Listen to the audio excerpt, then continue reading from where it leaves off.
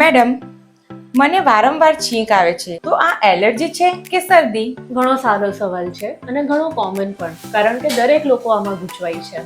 તો આ ફરક કેવી રીતે પડે કે આ શરદી છે કે એલર્જી? સવારે ઉઠીને જો તરત જ તમને નાકમાંથી પાણી નીકળતું હોય, છીકો આવતી હોય, અથવા નાક બંધ રહેતું હોય, આંખમાંથી પાણી નીકળવું કે આંખમાંથી ખજવાળ આવે, આવું કંઈ થાય તો એ એલર્જીના કારણે. અને શરદીમાં શું થાય? શરદીમાં યુઝ્યુઅલી શરીર દુખે, તાવ આવે અને એની જોડે જોડે કળતર થવા, આવા લક્ષણો હોય જે એલર્જીમાં જોવા નથી. પણ મને તો આ દર વર્ષે એક જ સિઝનમાં થાય છે. એટલે જ તો એલર્જીના કારણે હોઈ શકે ને. એટલે જો વારંવાર કોઈ પર્ટિક્યુલર એક જ સિઝનમાં થતું હોય, અથવા ઋતુ બદલાય ત્યારે થતું હોય, અથવા તો ધૂળના સંપર્કમાં આવીએ ત્યારે થતું હોય, તો એ એલર્જી તરફ નિશાની કરે છે. તો મારે આ જાણવું કેમ જરૂરી છે? સાચી વસ્તુ જાણશો તો સાચો ઈલાજ કરી શકશો અને જલ્દી ઈલાજ કરી શકશો, કારણ કે દરેક છીંક એ શરદી નથી હોતી અને એટલે જ એનું સાચું નિદાન અને સારવાર કરવું જરૂરી છે. ઓકે, તો દરેક છીંક શરદી નથી. રાઈટ, બરાબર સમજ્યા.